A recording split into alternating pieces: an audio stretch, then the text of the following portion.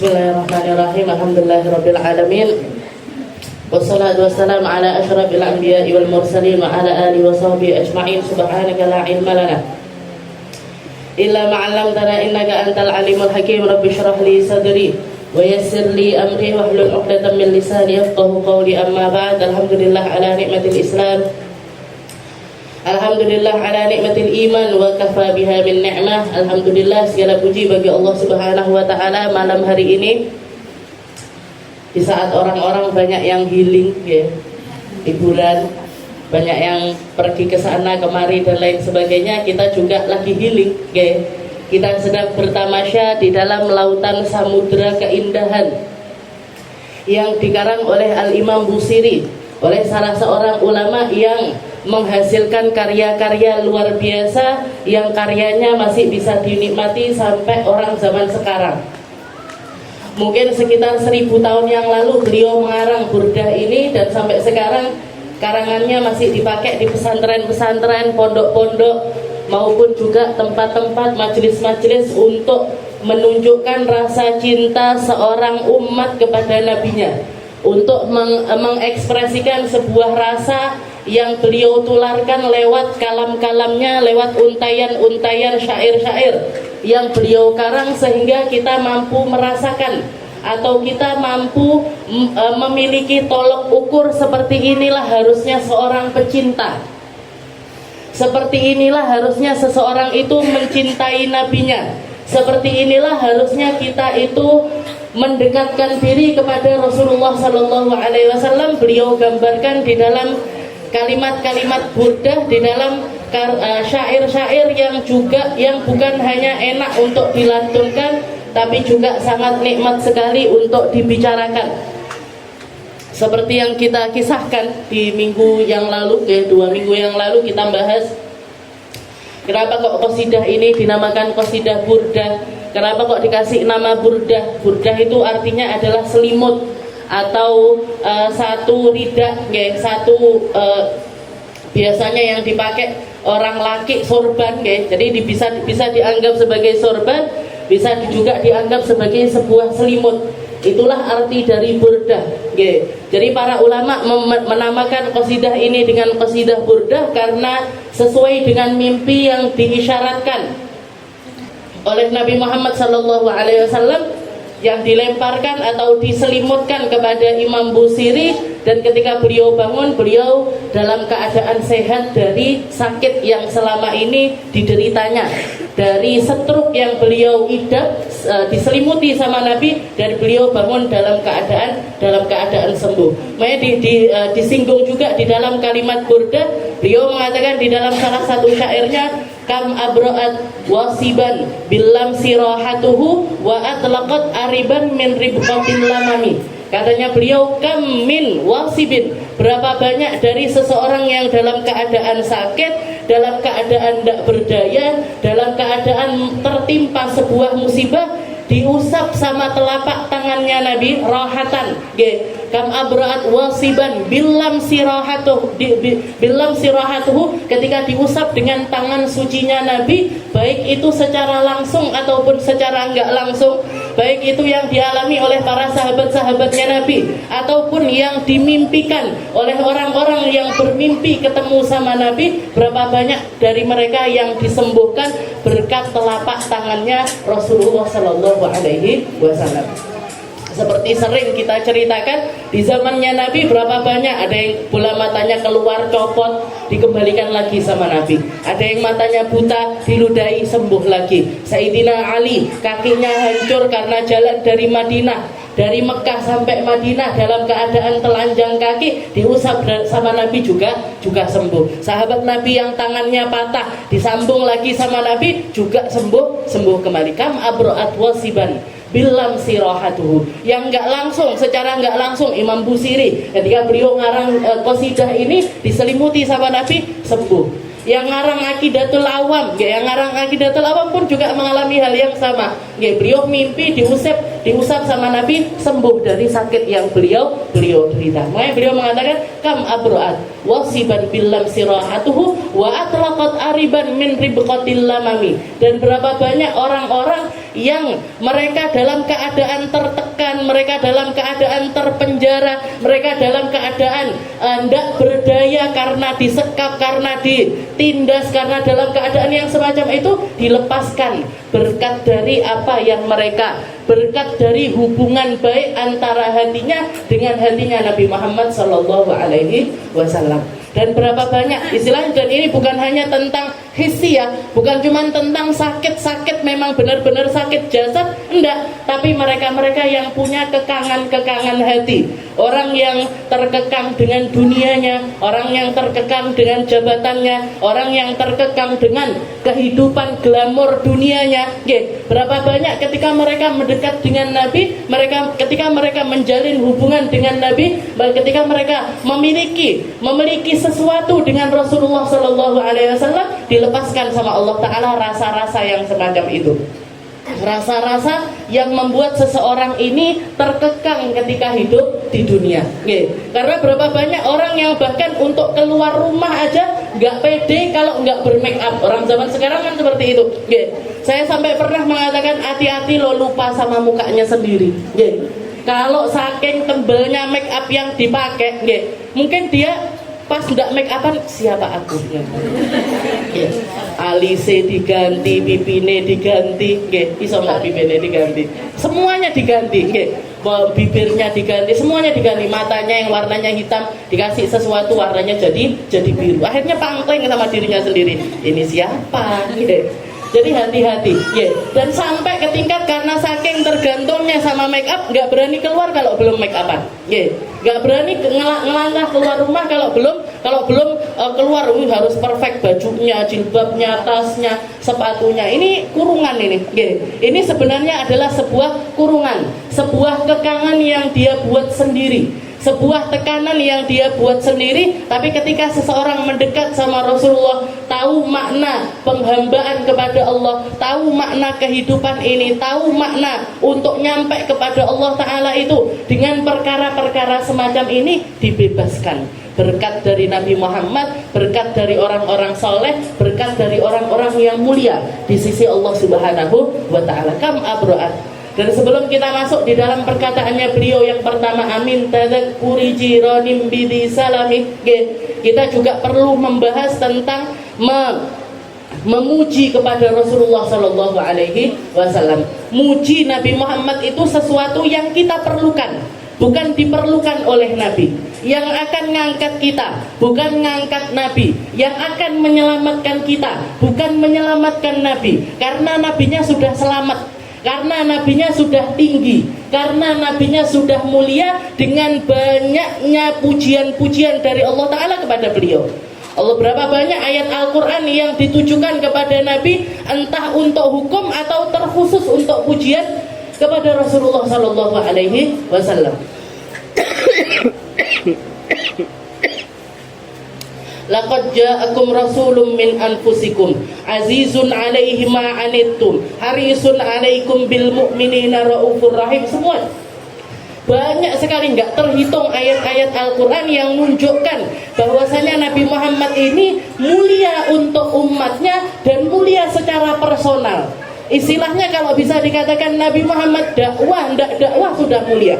Nabi Muhammad lahir, ndak lahir sudah mulia. Nabi Muhammad ada istilahnya di antara kita atau disimpan sendiri untuk Allah Ta'ala, beliau selalu dan selalu mulia. Beliau selalu dan selalu mulia.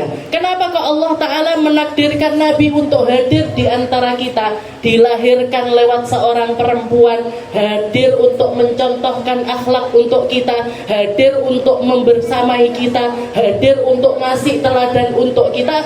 Itu saking cintanya Allah Ta'ala kepada sosok atau kepada satu spesies yang namanya manusia. Rahmatan lakum, wa ma arsalnaka illa rahmatan lil alamin. Wahai Muhammad, kamu itu saya utuskan sebagai bentuk kasih Tuhan untuk alam, Bukan cuma untuk manusia. Manusia diangkat lagi karena Nabi Muhammad ditakdirkan untuk menjadi manusia seperti halnya manusia. Tapi rahmatnya Nabi Muhammad ini lil alamin. Buat manusia beliau jadi rahmat, buat malaikat beliau jadi rahmat, untuk hewan beliau jadi rahmat, untuk tumbuh-tumbuhan beliau jadi rahmat, bahkan untuk surga neraka Nabi Muhammad ini jadi rahmat. Rahmatan lil alamin. Jadi ketika kita masuk di dalam golongan orang yang memuji Nabi, kalau ngarang pujian itu kan kayaknya kita nggak nyampe, bukan di levelnya kita. Yang dilakukan sama Imam Busiri ini kan beliau nyemplung di dalam satu pertandingan bersama para akabir, bersama orang-orang yang besar, bersama orang-orang yang mulia, bersama orang-orang yang punya kemampuan lebih di antara umatnya Rasulullah Sallallahu Alaihi Wasallam. Beliau ngarang, beliau bikin syair, beliau bikin pujian itu next level istilahnya, level di atas levelnya manusia pada umumnya. Kalau kita kan nggak iso, bisa ngarang pujian buat Nabi, bisa mungkin pakai bahasa Indonesia, pakai bahasa Indonesia dengan feel-nya Indonesia, dengan feel-nya orang Indonesia, di mana makna bahasa Indonesia ini satu, di dalam bahasa Arab bisa ada di dalam satu kalimat bahasa Arab itu bisa diterjemahkan dengan lebih dari 70 bahasanya Indonesia. Jadi istilahnya orang-orang yang ada di dalam tahap atau di dalam level seperti Imam Busiri ini sudah dilakukan oleh orang-orang mulia terdahulu. Seperti zamannya Nabi Muhammad SAW sendiri, ada Sayyidina Abdullah bin Rawahah, ada Sayyidina Hasan bin Thabit, ada Sayyidina Abbas dan lain sebagainya, para sahabatnya Nabi yang memuji kepada Rasulullah SAW. Bahkan dikatakan ketika pulang dari perang Tabuk, ketika beliau perjalanan pulang dari perang Tabuk, sama-sama di atas onta, berjejeran sama pamannya Nabi, yaitu Sayyidina Abbas. Sayyidina Abbas tahu-tahu mengatakan, ya Rasulullah, ini paman ngomong sama ponakannya. Seorang paman yang berbicara kepada keponakannya, tapi beliau tahu persis keponakanku ini bukan sembarang keponakan. Keponakanku ini adalah utusannya Allah, orang yang dikaruniai sesuatu oleh Allah Ta'ala. Maka beliau dalam pengucapannya pun istilahnya tidak sembarangan. Beliau mengatakan, ya Rasulullah, idzan li an amdahaka ya Rasulullah, izinkan saya untuk memuji kepadamu wahai Rasul. Maka Rasulullah mengatakan, ya am, if'al ya am, lakukan wahai pamanku, la yufdidullahu fah, katanya Nabi, semoga Allah Ta'ala tidak menyia-nyiakan lisanmu, semoga Allah Ta'ala tidak akan membuat lisanmu ini disia-siakan. Jadi diizinkan, setelah itu didoakan sama Rasul. Maka beliau bikin syair-syair, kamu adalah karunia untuk umat, kamu adalah mutiara yang paling bersinar, kamu adalah, dipuji-puji Rasulullah SAW. Untuk istilahnya untuk ngisi waktu perjalanan dari pulang perang itu, biar ndak, kalau kita kan biasanya di mobil nyetel radio apa nyetel lagu ya, biar ndak nopo krik-krik nonton di perjalanan. Akhirnya beliau muji-muji Rasulullah Shallallahu Alaihi Wasallam, diizinkan sama Nabi dan didoakan. Maka dikatakan semenjak saat itu Sayyidina Abbas ini adalah seseorang yang sampai beliau tua, sampai beliau meninggal dunia nggak pernah punya bau mulut sama sekali. Bahkan bangun tidur sekalipun bau mulutnya ini enak. Jadi dohir batin diselamatkan sama Allah Ta'ala. Lisannya beliau untuk tidak pernah melakukan, tidak pernah tercium, tidak pernah terjadi di lisannya beliau ini sesuatu yang membuat seseorang itu nggak nyaman. Yang membuat seseorang itu nggak nyaman. Kita kalau nafasnya pas nggak enak kan, wes kebelet pengen sikatan atau pengen kumur-kumur atau sekedar makan permen yang melegakan tenggorokan, biar bau mulutnya ini nggak keluar. Tapi Sayyidina Abbas dikatakan sampai akhir hayatnya lisannya nggak pernah terjadi hal-hal yang semacam itu. Jadi pujian sama Nabi ini dilakukan oleh orang-orang terdahulu, sampai ada seorang ulama yang bikin satu karangan kitab namanya Minahul Midah fi man madaha Rasulillah min ashabihil kiram. Jadi nama kitabnya ini Minahul Midah, kumpulan untaian pujian-pujian yang memuji kepada Rasulullah Shallallahu Alaihi Wasallam. Dan dikatakan di dalam kitab tersebut ada lebih dari 160 sahabat yang menuliskan pujian untuk Nabi. Ada yang dari kalangan anak kecil, ada yang dari kalangan orang dewasa, bahkan orang tua, ada kalangan perempuan, ada kalangan laki-laki. Semuanya berlomba-lomba untuk memuji kepada Rasulullah Shallallahu Alaihi Wasallam. Maka ketika seseorang memuji Nabi, berarti dia masuk di dalam golongan tersebut. Dan dia, orang ini kayak kita tadi baca salawat, Maulaya sholli wa sallim daiman abada ala habibika khairil khalqi kullihim. Ya Allah, saya bersalawat kepada Nabi, manusia termulia, manusia paling baik, dan lain sebagainya. Bukan istilahnya, bukan Nabi Muhammadnya yang mulia karena qasidahnya, tapi qasidah itu yang mulia karena yang dituju adalah Nabi. Jadi segala sesuatu yang dinisbatkan kepada Rasulullah Sallallahu Alaihi Wasallam akan berlipat kemuliaannya dan akan dilanggengkan sama Allah Taala, bukan cuman untuk perkara dunia tapi sampai akhirat nanti. Kalau orang-orang para pujangga zaman sekarang, para pembuat lagu, para pembuat syair, mereka bikin syair-syair tentang cinta. Tapi cintanya ini kepada siapa? Ada yang bikin syair cinta untuk ibunya, ada yang bikin syair cinta untuk istrinya. Yang banyak syair cinta buat siapa? Pacari atau gebetannya, atau orang yang dia damba-dambakan untuk jadi pasangan hidupnya. Orang-orang yang memuji, bikin syair-syair cinta semacam itu, mungkin dia akan mendapatkan kebaikan dari syairnya, dapat royalti, dapat bayaran. Kalau diundang konser ke sini, konser ke sana, dapat uang, dapat ketenaran dan lain sebagainya. Tapi semua hal yang dia dapat itu hanya akan dirasakan di dunia. Di akhirat nggak dapat apa-apa. Bahkan kalau sebab dari syairnya dia ini bikin orang ini lalai, bikin orang bermaksiat, bikin orang kumpul laki perempuan bukan mahram, bikin orang ini dalam keadaan yang disibukkan dengan hal-hal semacam itu, dia akan dapat jariah dosanya juga. Berapa banyak orang yang hadir di konser itu? 1.000 orang, 2.000 orang. Yang pertamanya sama gebetannya dempel-dempelan, lirik-lirikan karena terbawa suasana sama lagunya, akhirnya gandeng-gandengan, rangkul-rangkulan. Ini yang nyanyi ini ikut serta ini. Dapat royalti, dosanya dapat dia. Tahu royaltinya. Jadi dapat kirimannya. Halan, cash saat itu juga dia dapat. Dapat dosanya saat itu juga. Ketika dia mati dan lagu ini masih terus diputar dan dipakai orang untuk melalaikan semacam itu, terus neng kuburan juga dapat jariah dari apa yang dia lakukan. Tapi ketika seseorang bikin syair cinta, walaupun misalkan pakai bahasa Indonesia,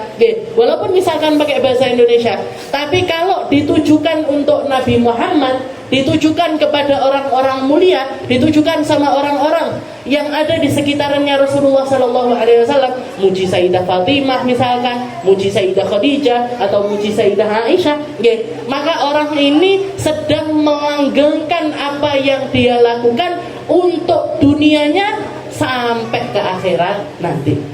Jadi dapat, misalkan dia dari lagunya itu dapat gaji dan lain sebagainya, dia dapat kebaikan dunianya, dia dapat, dan kebaikan dunia ini akan langgeng sampai di akhirat nanti.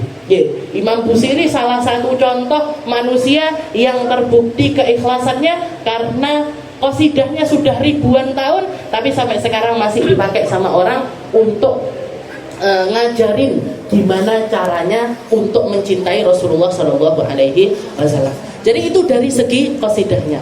Terus batasan memuji Nabi. Karena kalau kita melihat, apalagi zaman sekarang zamannya digital, kita bisa ngerti langsung orang muji bisa secara langsung, mencaci juga bisa secara langsung. Orang ngomong pedes itu walaupun terpaut jarak yang luar biasa jauh, tapi tetap bisa langsung, oh suaramu elek, oh terbanganmu kurang ini, oh itu langsung bisa kena. Kita bisa lihat, ya, jangan bisa lihat ketika orang istilahnya melantunkan syair-syair yang semacam ini. Ya. Qasidah burda ini termasuk salah satu qasidah yang sering dikulik sama orang-orang yang anti dengan qasidah. Ya. Anti pujian kepada Nabi Muhammad SAW dengan dalih mengatakan, oh Rasulullah itu pernah mengatakan unsur fi fahi, ya, katanya Rasulullah pernah mengatakan, lemparkan di dalam mulutnya orang-orang yang sukanya memuji kepada dirimu itu, lempari mereka itu dengan turab, ya. Lempari mereka itu dengan debu, ya. Nanti enak uang muji-muji kita, sembur pakai debu, ya. Sembur pakai debu, ya. Itu perkataannya Nabi Muhammad. Tapi realitanya, ketika Rasulullah SAW dipuji oleh beberapa orang penyair dengan para penyair Nabi, salah satu contohnya adalah Sayyidina Hasan bin Thabit. Ketika beliau itu berdiri, jadi ketika Rasulullah datang, beliau itu berdiri. Akhirnya orang-orang ikut berdiri. Katanya Nabi Muhammad duduk aja. Yang lainnya duduk, Sayyidina Hasan ini tetap berdiri. Katanya Rasulullah, wahai Hasan, kenapa kamu ketika aku perintahkan untuk duduk, yang lain duduk, sedangkan kamu tetap berdiri? Katanya Sayyidina Hasan, ya Rasul, saya lebih heran sama orang-orang yang memilih duduk ketika melihat satu cahaya paling bersinar datang dan duduk di antara kita, dan kita tidak mau berdiri atas kehadiran orang tersebut. Maka dikasih hadiah sama Nabi. Jadi Sayyidina Hasan ini dikasih hadiah. Penyair-penyair di zaman Nabi itu ada yang sekali duduk dikasih sama Nabi 10 dirham, ada yang pernah dikasih 50 dirham, ada yang pernah dikasih selimutnya Nabi, ada yang pernah dikasih sorbannya Nabi. Nah, ini kan kayak bertentangan. Ini Rasulullah yang di sini nyuruh kalau ada orang muji sembur pakai debu, yang ini tapi malah diapresiasi sama Rasul. Seakan-akan Rasulullah itu tidak konsisten. Kalau kita lihat, ketika Rasulullah nyemburkan, istilahnya nyuruh orang untuk nyemburkan tanah ke mulutnya orang-orang yang memuji, itu karena orang ketika dipuji itu seringkali bikin kita itu lupa diri. Ayu men to awakmu. Jangan kalau setiap hari dipuji sama suaminya sekali aja, bojone benisuk, mah rupamu kok wayu banget. Itu kira-kira jenengan pripun? Sisuke pripun? Tambah semangat, kopine tambah semangat. Dipuji masakannya dipuji. Besoknya lagi tambah semangat masak, gitu. Kalau wajahnya yang dipuji, besoknya tambah semangat dandan. Ini nunjukkan kalau pujian itu berefek, berefek kepada diri kita. Dan nggak semua orang mampu menghandle pujian, nggak semua orang mampu menghandle ketenaran, nggak semua orang mampu menghandle sesuatu yang baik datang dari orang lain. Berapa banyak artis-artis yang bunuh diri karena apa? Karena ketenarannya. Karena ketenarannya dia. Banyak orang itu nggak kuat. Orang kaya nggak kuat dalam kekayaannya. Pejabat nggak kuat dengan jabatannya. Begitu juga dengan orang yang dipuji, banyak yang nggak kuat dengan pujian tersebut. Jadi kalau misalkan kita itu di pujian macam apa yang harusnya itu kita bayangkan, lempari aja dengan batu orang ini, lempari aja dengan debu. Itu seperti yang dilakukan oleh oleh Imam Haddad, Habib Abdullah bin Alawi Al-Haddad, pengarang dari Ratibul Haddad. Beliau itu ketika mungkin ada sekitar 70-an orang datang menghadap kepada beliau, menyatakan cintanya kepada kepada Habib Abdullah. Habib, kita ini cinta betul sama Habib. Kita ini seneng betul sama Habib. Pertama yang beliau lemparkan sama orang-orang ini, beliau mengatakan, ya aku ini duwe utang 100 juta. Sopo kira-kira sing arep nalangi, Katanya Habib Abdullah gitu, saya ini punya utang 100 juta. Kira-kira siapa yang mau nalangin di antara kalian? Menang kabeh, diam semuanya.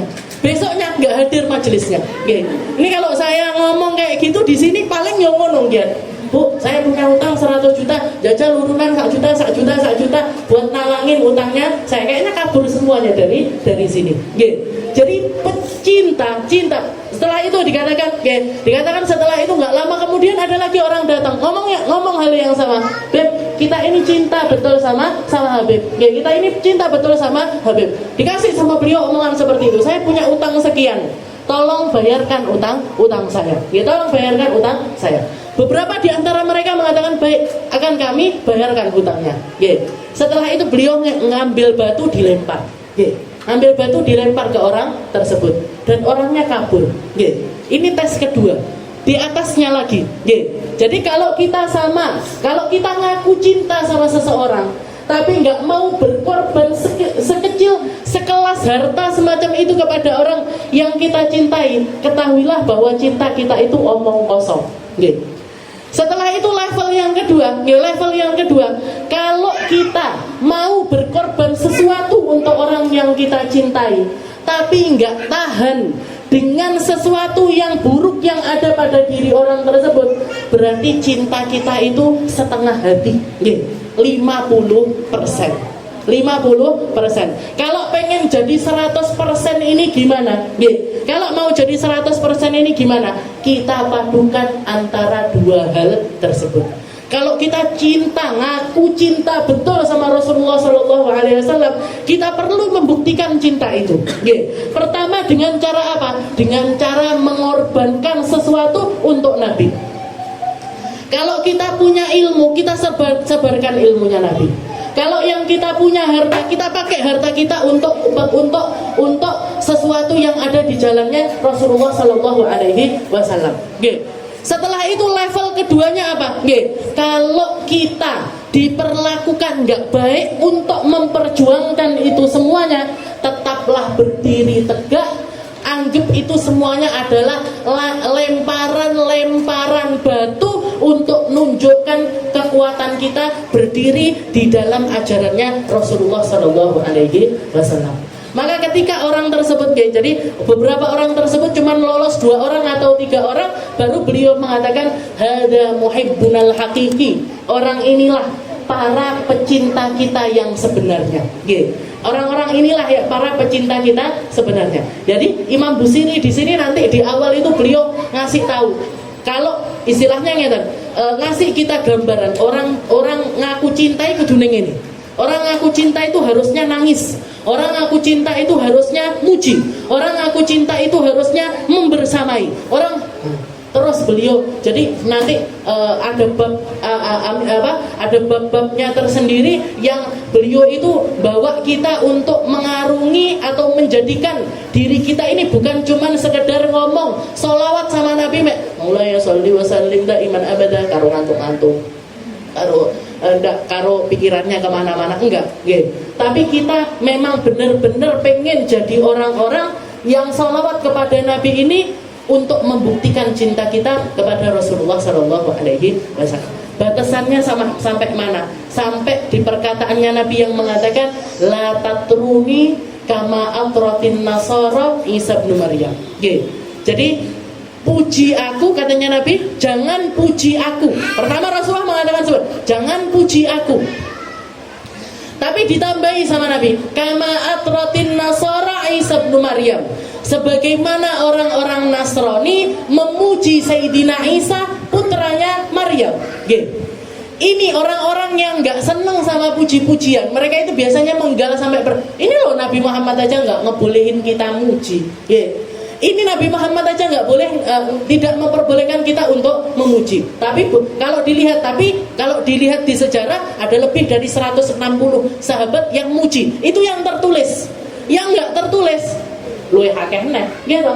Yang nggak tertulis, yang nggak terdeteksi, yang mungkin mujinya Nabi sembunyi-sembunyi, itu bahkan lebih banyak lagi. Di zamannya Sayyidina Umar bin Khattab, Sayyidina Hasan bin Thabit ini dikasih kursi khusus untuk muji Rasulullah SAW di masjidnya Nabi. Jadi kalau kita cuma ngambil sepenggal la tatruni, jangan puji aku, ini nggak masuk akal.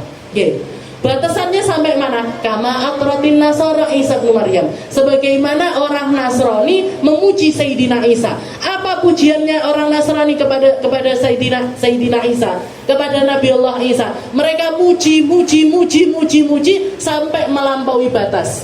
Melampaui batas kemana? Nganggep Nabi Isa sebagai Tuhan. Ada di antara umat muslim yang ngaku kalau Nabi Muhammad itu Tuhan? Gak ada. Sebanyak apapun pujian, sholawat macam apapun yang kita lantunkan, kita jadikan Nabi Muhammad jadi wasilah, kita jadikan Nabi Muhammad perantara, kita jadikan Nabi Muhammad penyambung doa kita jadikan Nabi Muhammad penyampai kita kepada Allah Ta'ala, setinggi mungkin, sebanyak mungkin, setinggi apapun. Tapi mentok nggak sampai mengatakan Nabi Muhammad itu Tuhan setara dengan Allah Ta'ala. Nggak ada. Dan gak mungkin salah satu hal yang dijaga oleh Allah Ta'ala untuk Nabi kita, Nabi Muhammad SAW, Nabi Muhammad itu gak mungkin jadi wasilah kesesatan, gak mungkin jadi wasilah kebid'ahan, gak mungkin jadi wasilah orang keluar dari agamanya Allah Ta'ala. Gak mungkin. Nabi Muhammad itu menyelamatkan, Nabi Muhammad itu membawa, Nabi Muhammad itu mensyafaati. Maka nggak mungkin Nabi Muhammad menjadikan umat Islam ini tersesat karena Nabi. Nggak mungkin. Salawatan, oh sesat. Baca maulid, oh sesat iki, sesat. Baca maulid tiba sesat, berjanji sesat, azab sesat, salawat nariyah sesat, salawat busyra sesat, salawat ibrahimiyah sesat. Gak mungkin. Kenapa? Nabi Muhammad ini datang fungsinya untuk rahmat bagi umat, untuk membuat manusia ini punya jalan yang luar biasa banyak untuk nyampe kepada Allah Subhanahu wa Ta'ala. Maka tidak mungkin jadi wasilah sesat aja, nggak mungkin. Jadi bikin orang tambah dekat sama Nabi kok malah sesat, nggak mungkin. Orang ngerti kenal sama Nabi kok jadi sesat, nggak mungkin. Kalau orang dekat sama Nabi masih maksiat itu mungkin. Seperti zamannya Nabi ada sahabat yang namanya Nuaiman. Kenal dengan Nuaiman. Nuaiman ini mabuk, dipukul sama Nabi, dicambuk 100 kali cambukan, sesuk mabuk neh. Dicambuk lagi, sesuk neh mabuk neh. Orangnya seperti itu. Jadi orangnya mabukan, senengannya ngombe, sukanya itu minum. Tapi dekat sama Nabi. Ketika para sahabat mengatakan, "Wis, cah iki sesat ta panjenengan." Orang ini jauh, istilahnya orang ini keluar dari agama. Ada yang mencela itu sampai mengatakan yang semacam itu. Maka Nabi Muhammad mengatakan, "Jangan kalian cela Nuaiman. Fa inna fi qalbihi hubbullah wa hubbu rasulih." Jangan kamu hina dia, karena di dalam hatinya dia ada kecintaan kepada Allah, ada kecintaan kepada Rasulullah Sallallahu Alaihi Wasallam. Nuaiman kalau dinasehati sama Nabi, kalau didudukkan sama Nabi, awakmu nyapo kok panggah mendem main ngono kuwi nyapo? Katanya Nuaiman, saya cinta sama jenengan ya Rasul, saya cinta sama Allah, saya cinta sama Rasulullah, tapi lek ndelok beri kok panggah melek ngombe ae. Jadi orang maksiat tapi cinta sama Nabi itu mungkin, masih mungkin. Tapi orang cinta sama Nabi sesat itu nggak mungkin. Jadi orang cinta sama Nabi tersesat itu nggak mungkin. Pasti suatu saat akan diselamatkan oleh Allah, pasti akan diselamatkan oleh Rasulullah Shallallahu Alaihi Wasallam. Tinggal yang kita minta apa? Yang kita minta istiqomahnya. Awake dhewe sholawatan, muga-muga istiqomah. Awake dhewe ngaji, muga-muga istiqomah. Kita berbuat semacam ini, semoga istiqomah. Biar apa? Biar istiqomahnya kita ini dipandang sama Allah Ta'ala, sehingga ketika kita mati Allah Ta'ala berkenan untuk menghadirkan keadaan yang terbaik untuk kita. Ngasih husnul khotimah, ngasih kemampuan untuk membaca la ilaha illallah Muhammadur Rasulullah. Itu yang kita cari. Biar apa? Biar semuanya jadi penyelamatnya kita dunia akhirat, bukan cuman untuk sekedar senang-senang di dunia. Karena sholawatan itu kan memang rohah fil qalb. Ada satu rohah itu kayak satu tempat yang sempit, setelah itu diluaskan. Jadi sholawat itu punya efek yang namanya meluaskan hati.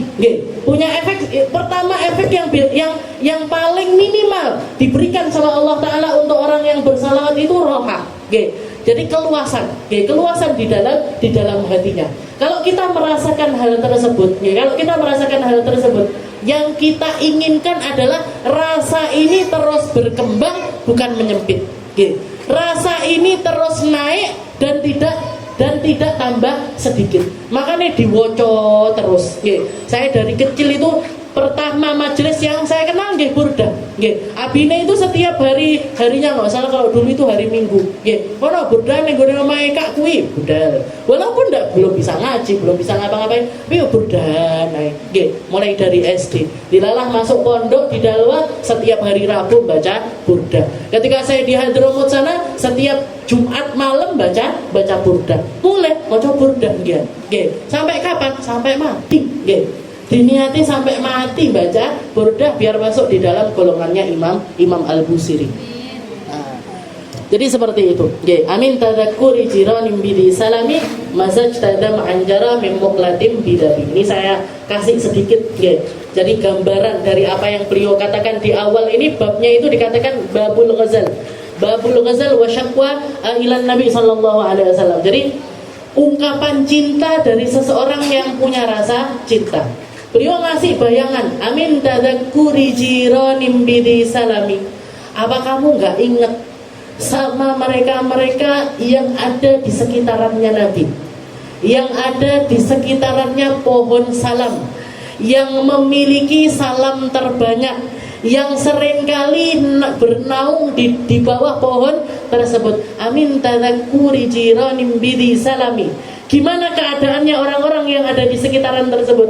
Gimana haliyahnya para sahabatnya Nabi? Gimana haliyahnya orang-orang yang hidup bersama Nabi? Mazaj tadam anjaro mim muqlatim bidami. Air matanya seringkali bercampur dengan darah karena merindukan Rasulullah Sallallahu Alaihi Wasallam. Jadi air matanya bukan cuman berlinang air, tapi sampai bercampur dengan darah karena saking rindunya sama Rasulullah. Mim muqlatim bidami.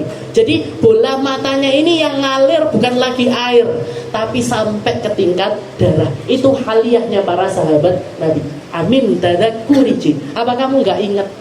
Kalau kamu pengen punya rasa cinta kayak cintanya mereka, kalau kamu pengen punya rasa seperti yang dirasakan oleh mereka, kalau kamu pengen nancepin Nabi Muhammad di dalam hatimu seperti nancapnya Nabi Muhammad di dalam hati mereka, kamu harus memulainya dengan tangisan. Kalau kamu ngaku rindu tapi tidak tahu nangis, ngapu sih? Kalau kamu ngaku cinta tapi nggak pernah, bahkan air mata nggak pernah ngalir dari matamu, itu cinta yang bohong. Jadi salah satu hal yang harus diusahakan adalah nangis. Amin tadzakkuri ranim bini salami mazaj tadam anjaro mim muqlatin bidam. Air matanya mereka zaman Rasulullah SAW masih hidup, ada jutaan sahabat yang tinggal hidup bersama dengan Nabi. Tapi di antara sekian juta sahabat tersebut yang meninggal dan dikubur di Madinah, meninggal dan dikubur di Baqi, itu enggak lebih dari 1.000 orang. Enggak lebih dari 1.000 orang. Semuanya memilih untuk keluar dari Madinah. Semuanya memilih untuk pergi dari negeri Madinah. Alasan mereka seringkali ketika pamit sama Sayyidina Abu Bakar. Di zaman Sayyidina Abu Bakar paling banyaknya orang hijrah dari Madinah. Sahabatnya Nabi ini pergi sak keluarga. Ada yang pergi ke Irak, ada yang pergi ke Iran, ada yang pergi ke Yaman, ada yang pergi ke Palestina, ada yang pergi ke sini, bahkan sampai ke Cina. Saya pernah dengar ada kuburan sahabat di Cina itu, kalau nggak salah Sa'ad bin Abi Waqqas. Sa'ad bin Abi Waqqas itu salah seorang sahabat paling tinggi derajatnya dari kalangan Ansor. Salah satu sahabat Ansor pertama yang masuk ke dalam agama Islam. Iki napa sahabat ini kok sampai moro ning Cina, kuburannya di Cina. Sa'ad bin Abi Waqqas. Rata-rata ketika mereka pamit kepada Sayyidina Abu Bakar, alasannya mereka pertama yang mereka sodorkan, niatnya adalah untuk menyebarkan syariat Islam. Alasannya mereka untuk menyebarkan Islam, untuk ngasih rasa kepada orang biar mereka juga merasakan indahnya Islam, biar mereka ngerti tentang agama Islam. Ketika dikorek lagi sama Sayyidina Abu Bakar, termasuk diantaranya adalah percakapannya Sayyidina Bilal. Sayyidina Bilal ketika pamit kepada Sayyidina Abu Bakar, ya Abu Bakrin, izinkan saya untuk hijrah, izinkan saya untuk pergi dari negeri Madinah. Katanya Sayyidina Abu Bakar, tega kamu wahai Bilal, tega kamu wahai Bilal, kamu nimpakan semua amanah ini di atas pundakku dan kamu kabur dari tempat ini.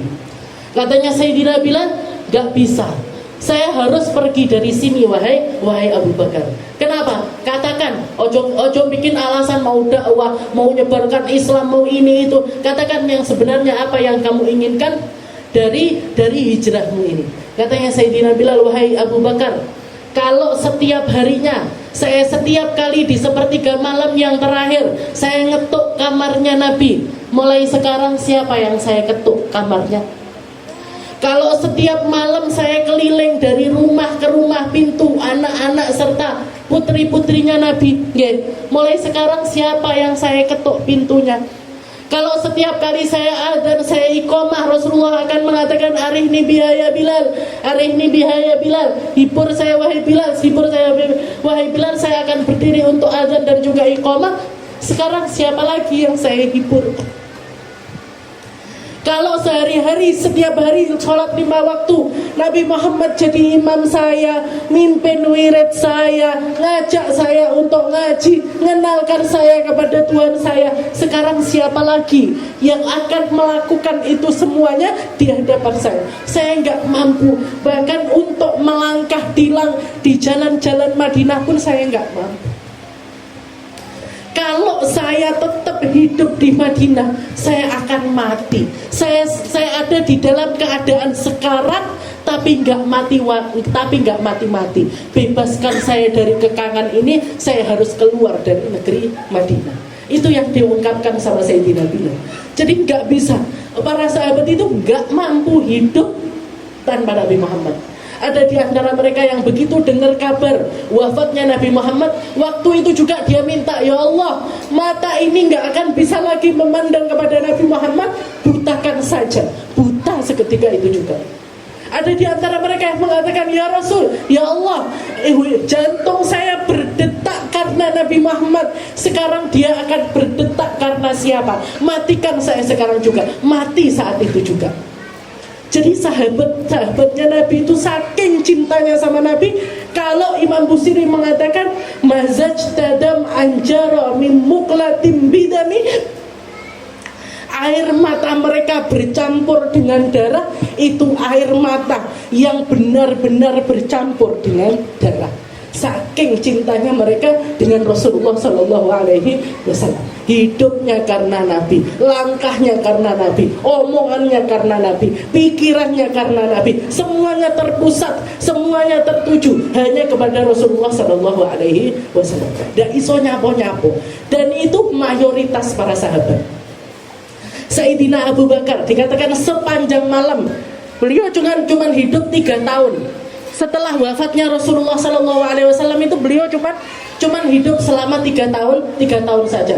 Tapi selama 3 tahun tersebut istrinya, putrinya semuanya mengatakan Sayyidina Abu Bakar sepanjang malam, bukan cuma sepertiga malam, sepanjang malam beliau hanya melaksanakan sholat 2 rakaat atau 4 rakaat, sholat yang gak panjang-panjang. Tapi setelah beliau selesai, beliau meringkuk di atas sajadahnya, cuman mengatakan 1 kalimat. Sampai subuh beliau ucapkan kalimat tersebut. Beliau cuman mengatakan wa syauqa li Rasulillah, wa syauqa li Rasulillah, wa syauqa li Rasulillah. Kangen tok aku sama Nabi, rindu tok aku sama Nabi. Saya cuma pengen sama-sama sama Nabi. Cita-cita saya cuma pengen nyusul Rasulullah Sallallahu Alaihi Wasallam. Dan dikatakan setiap kali beliau berucap, setiap kali beliau ngomong, itu keluar dari lisannya itu seperti aroma terbakar. Jadi kalau ada orang mengungkapkan cinta, hati saya terbakar karena cinta, itu Sayyidina Abu Bakar terbakar beneran. Hatinya terbakar sampai tercium aroma bakaran dari lisannya Sayyidina Abu Bakar. Itu setiap kali beliau berucap selama 3 tahun.